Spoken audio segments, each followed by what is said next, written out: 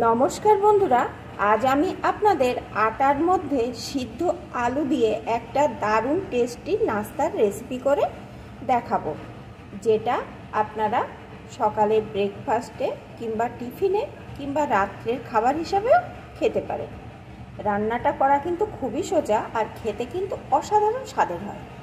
রান্নার জন্যে এখানে আমি 1 কাপ আটা নিয়েছি। আমি আটা দিয়ে তৈরি করছি, আপনারা চাইলে এটা ময়দা দিয়েও তৈরি করে নিতে পারেন, কোনো রকম অসুবিধা নেই। এখন এই আটার ভিতরে আমি দিয়ে দেবো কয়েক টুকরো সিদ্ধ করে রাখা আলু। আমার এখানে 1 কাপ আটা আছে, সেই বুঝে আমি এখানে সিদ্ধ আলু দিয়ে দিচ্ছি। আমি এখানে 5 টুকরো আলু দিয়ে দিলাম। আপনাদের আটা ময়দা কম বেশি হলে সেই বুঝে আলুটা দিয়ে নেবেন। এখন এর ভিতরে আমি দিয়ে দেব একটা কাঁচা ডিম। আমি এখানে আটার পরিমাণ অনুযায়ী একটা ডিম দিয়ে দিচ্ছি। এই আটাটা কিন্তু এই সিদ্ধ আলু আর ডিম দিয়ে মাখাতে হবে, আর কোনো রকম বাড়তি জল দেওয়া যাবে না, সেই বুঝে এখানে আলু আর ডিমটা দিয়ে নিতে হবে। এখন আরও কিছু উপকরণ এই আটার মধ্যে দেব। বন্ধুরা, প্লিজ একটা লাইক দিয়ে পুরো ভিডিওটি দেখতে থাকুন, না হলে বুঝতে পারবেন না আমি এই রেসিপিটি কেমন করে তৈরি করছি।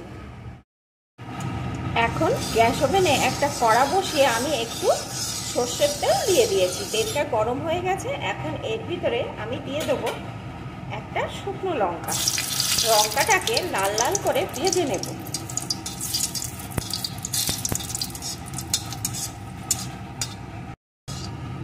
লঙ্কাটা একটু ভেজে নিয়ে এর ভিতরে দিয়ে দেবো আমি একটু পেঁয়াজ কুচি।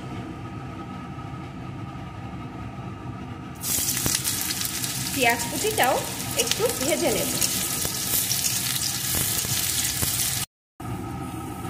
পেঁয়াজ কুচিও আমি লাল লাল করে ভেজে নিয়েছি। এখন এই লঙ্কা আর পেঁয়াজ কুচিটা তুলে আমি ওই আটার মধ্যে দিয়ে দেব।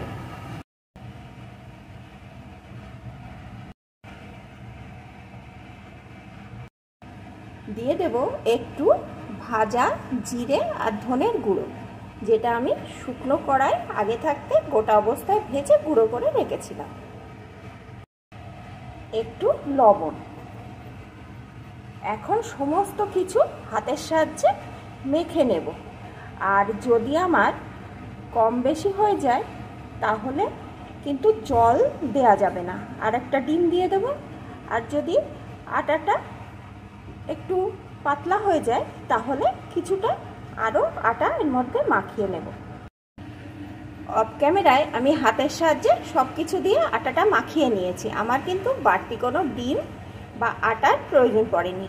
আমার সমস্ত উপকরণগুলো সঠিক মাপেই ছিল, আর আটাটা কিন্তু সুন্দরভাবে মাখা হয়ে গেছে। যেমন রুটির আটা মাখে তেমনভাবে মেখে নিতে হবে। এখন এ থেকে আমি ছোট ছোট লেচি কেটে নেব। 1 কাপ আর আটা আমার এখানে 4টে লেচি হয়েছে। এখন আমি একটা লেচিকে প্রথমে বেলে নেব। এখানে আমি একটা বেলুন পিঁড়ির উপরে একটা লেচি তুলে নিয়েছি আর একটু আটা নিয়ে নিয়েছি। এখন এইভাবে আমি বেলে নেব।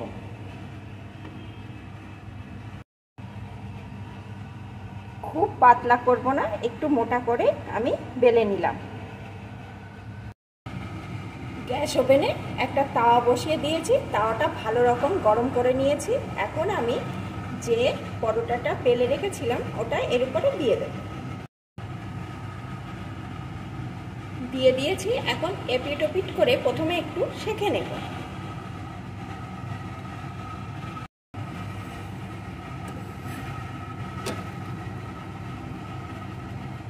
এখন সাইড দিয়ে একটু তেল দিয়ে দেব। আমি তেল দিয়ে দিচ্ছি, আপনারা চাইলে কিন্তু ঘিও দিয়ে দিতে পারেন।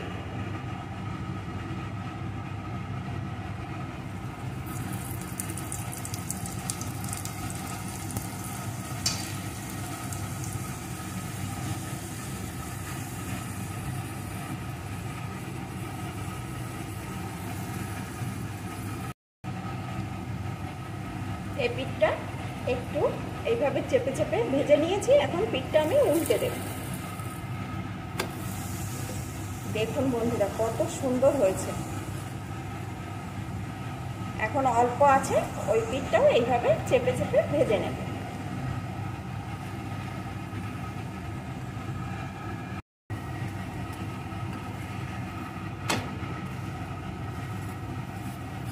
এই পিঠটাও আমার ভাজা হয়ে গেছে, এখন আমি তুলে নেব। দেখুন বন্ধুরা কতটা সুন্দর হয়েছে, আর খেতে কিন্তু অসাধারণ স্বাদের হয়। এর ভিতরে যেহেতু লবণ লঙ্কা সব কিছু দেয়া আছে, ভাজা পেঁয়াজ ভাজা মশলা, এটা খেতে কিন্তু আর কোনো কিছুর দরকার পড়বে না, এটা এমনি এমনি খাওয়া হয়ে যাবে। আর খেতেও কিন্তু অসাধারণ স্বাদের হবে। আর যেহেতু আলু আর ডিম দেওয়া, একদম তুলোর মতন কিন্তু নরম, মুখে দেওয়ার সাথে সাথেই একদম মিলিয়ে যাবে। বাচ্চা পুরো যে কেউ কিন্তু এটা অনায়াসে খেয়ে নিতে পারবে। অনেক সময় বয়স্ক মানুষেরা পরোটা খেতে পারেন না, চিট হয়ে যায়, দাঁতের সমস্যা, এইভাবে করে দেবেন, তারাও কিন্তু আরামসে খেয়ে নেবে।